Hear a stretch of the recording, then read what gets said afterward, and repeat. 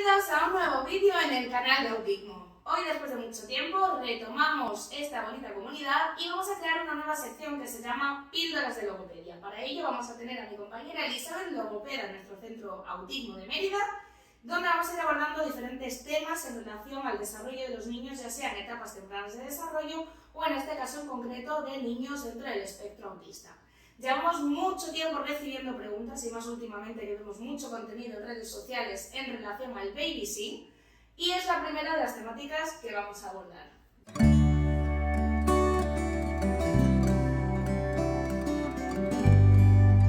Buenas, Elizabeth. Buenas, me presento, soy Elizabeth, logopeda especializada en infancia y sordera, atención temprana y hoy el tema del babysitting es un tema interesante, ¿no? Es un tema, llevamos ya cuánto tiempo preparando el vídeo, hablando de él, un par de semanas, sí, algo así. Como un poco.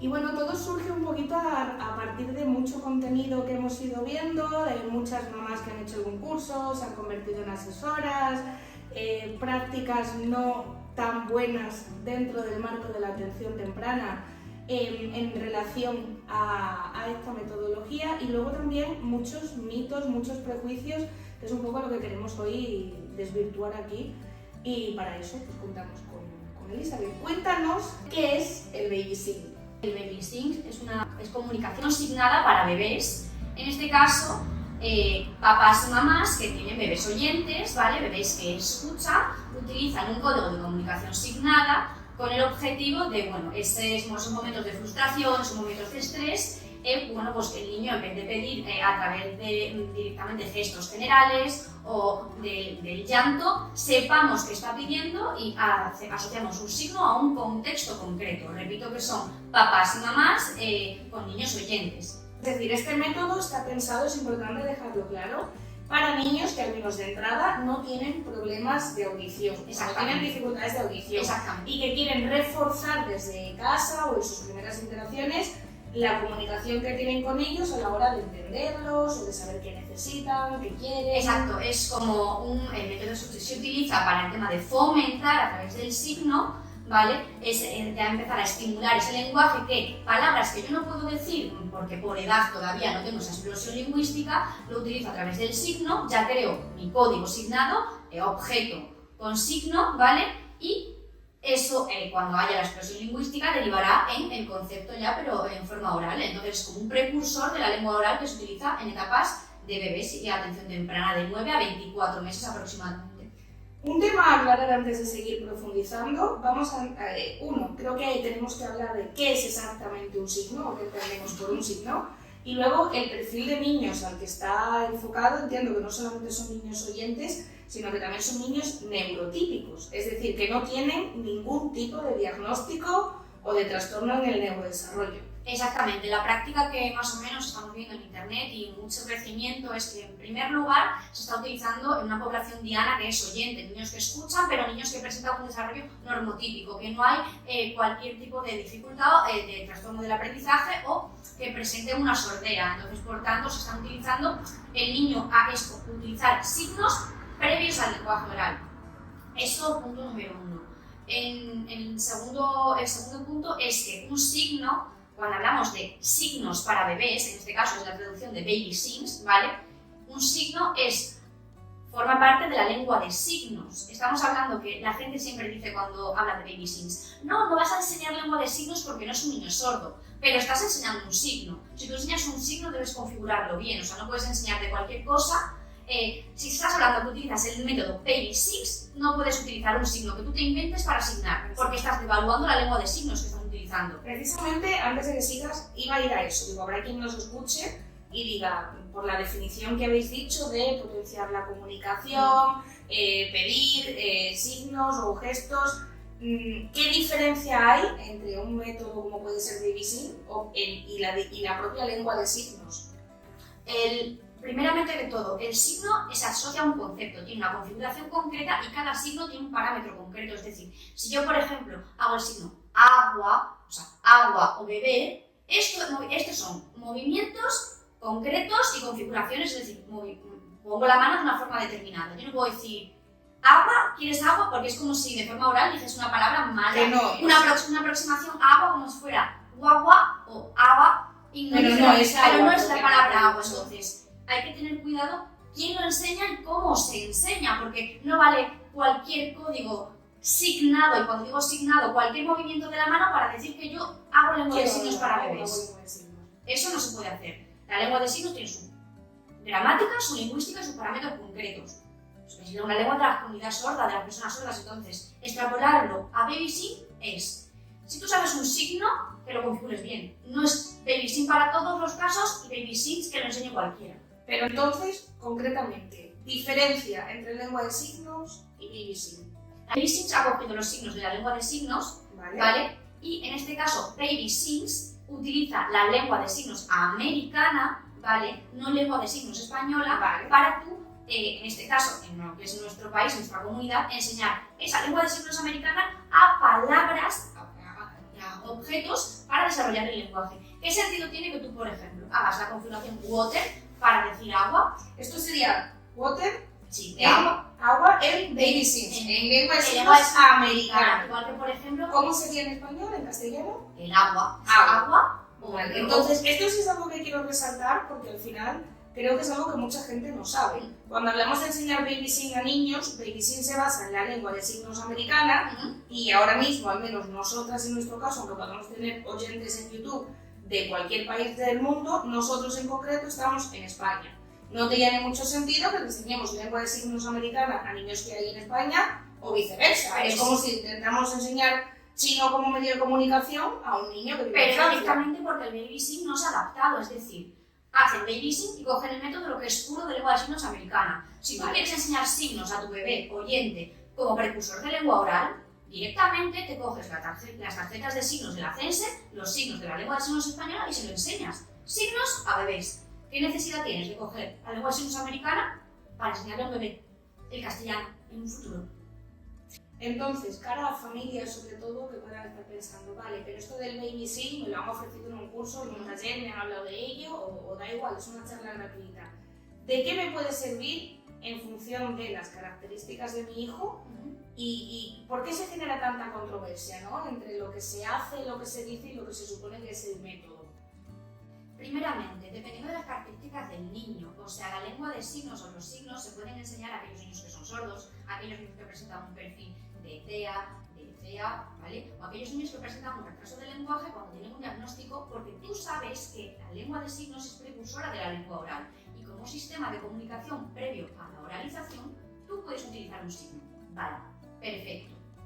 Cuando te dicen, tú no vas a enseñar lengua de signos a un niño oyente porque es un código que yo quiero previo porque el niño luego va a escuchar y va a decir la palabra, pero le quiero estimular. Hay muchas formas de estimular la lengua oral con un niño oyente que no hace falta signo.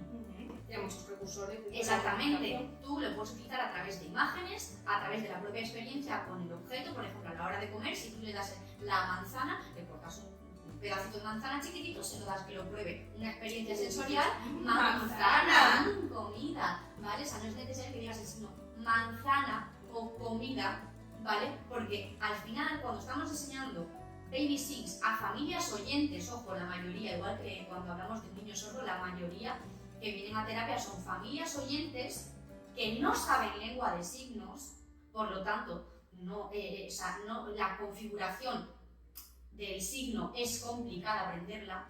Niños oyentes preverbales, o sea, no tienen un idioma predeterminado, no tienes que modificar eso porque tú eres quien va a enseñar. ¿Y cómo vas a generalizar ese signo en los diferentes entornos del niño? Tú como madre. Pues iba a decir, es algo que no va solamente, entiendo, de hacer un curso en un momento determinado y decir, bueno, yo puedo configurar bien los signos porque hay 15 signos en concreto que son los que voy a implementar con mi hijo. Creo que no solamente el saber implementar ese signo, no, sino contextualizar lo que entendemos por herramienta de comunicación, que al final no vale solo con que yo utilice 15 signos con el niño y el niño interactúe conmigo, si el resto de la familia o de personas que están a su alrededor no conocen los signos, no los utilizan o simplemente no entra dentro de su repertorio de herramientas a la hora de comunicarse con el niño. Y a la hora de estimularlo, porque imagínate, cuando es un niño sordo se tiene más en cuenta porque básicamente tú estás enseñando lengua de signos en atención temprana a un bebé sordo y prácticamente toda la familia se pone en funcionamiento para aprender a la par igual que el niño sordo, es decir, creando un código de comunicación común en casa porque hay una discapacidad auditiva. Cuando hablamos de BabySign para oyentes, Si yo, por ejemplo, en casa, mamá, yo le voy a enseñar el signo leche. Leche, así, con leche, ¿vale? Leche. Si quieres hacer aproximaciones al signo, puedes hacer leche con una mano, ¿vale? Signo comer. El signo caca. El signo pipí son signos concretos de la lengua de signos: caca, pipí, agua, o sea, beber, agua, comer, ¿vale? Y que volvemos al hecho de que no son los mismos signos No. en castellano que No, la lengua de signos americana, no, eso hay que diferenciarlo, porque de hecho en el diccionario de lengua de signos americana de BBC se ven las configuraciones y muchas, por ejemplo, mamá, papá, no tiene nada que ver con papá y mamá en lengua de signos americana. No, es Así, ¿para qué vas a enseñar una configuración cuando tienes la lengua de signos española, que esta configuración el niño perfectamente la puede hacer? Sí, en un momento dado entiendo que incluso si está en un contexto de, independientemente del diagnóstico de personas sordas o de personas que conocen la lengua de signos, va a poder utilizar ese medio de comunicación. Porque una persona se va a entender con el niño igualmente. Entonces, si tú estás enseñando mamá y se lo haces mamá en otro sitio que no sea tu mamá, que sabe que este signo que estás haciendo de baby six es mamá, ¿quién te va a entender? Tú estás reclamando algo que no va a haber una respuesta a ese estímulo que tú estás como bebé. Tú estás puede decir mamá, o como el niño de 2 años que haga así mamá, si no oraliza.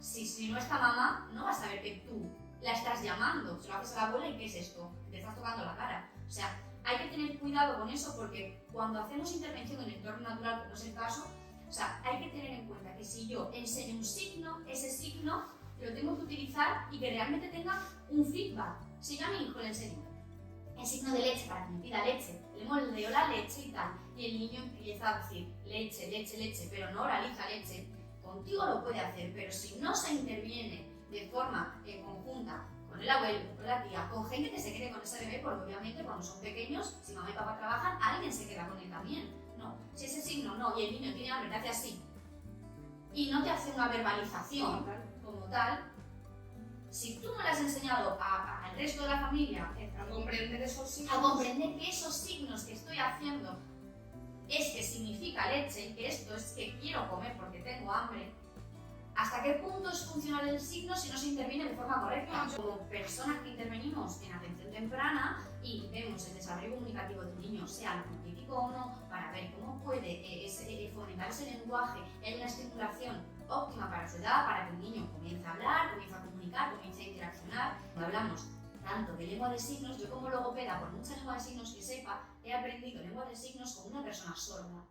Por lo tanto, aquellos signos que me va a enseñar un nativo, una persona sorda, un signante puro de la comunidad sorda, son signos que los enseña un especialista de lengua de signos concretos, que corresponden a Dentro del mundo de la logopedia, dentro del mundo de la atención temprana, Exactamente. debe ser alguien claramente cualificado Si no, no en tienes- relación si a no- la lengua de si signos. no, no tendría sentido. O sea, si yo como logopeda, pongo un ejemplo práctico, yo como logopeda comienzo a rehabilitar, por ejemplo, a niños sordos, y yo quiero hacerlo, antes de hablar, aprenda el signo, y yo me invento un signo cualquiera, por ejemplo, practicar, hago practicar aquí. Primeramente vuelvo a repetir lo mismo, es como si dijera una palabra mal dicha, mal hablada, mal estructurada, fonéticamente, y al final, ¿de qué me sirve a mí enseñar algo que realmente es una aproximación y no es algo concreto? Y no lo estamos enseñando Exactamente. correctamente desde Exactamente, el principio. ese niño me va a imitar, ese niño va a hacer el signo mal y cuando se ponga a hablar con otro niño sordo, cuando haga el signo así, y le dirá al niño, ¿eso qué ¿Eso es? ¿Vale? Y no te va a entender. Entonces, cuando enseñamos un código de comunicación, yo sé que todo el mundo lo hace desde el respeto, pero enseñar un código de comunicación a un niño para que ese niño se estimule, y ese niño oralice, que ese niño responda, hay que enseñarlo bien.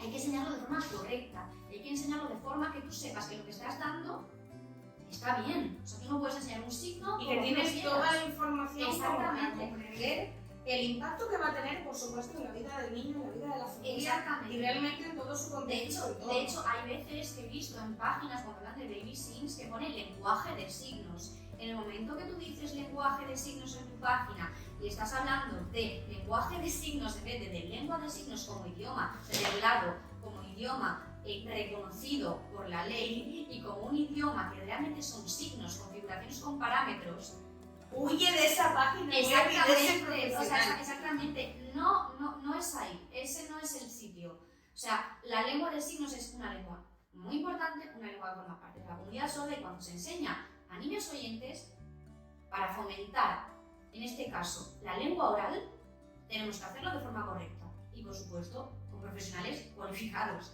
O sea, no cualquiera puede enseñar Baby Sims y no es Baby Sims para todos.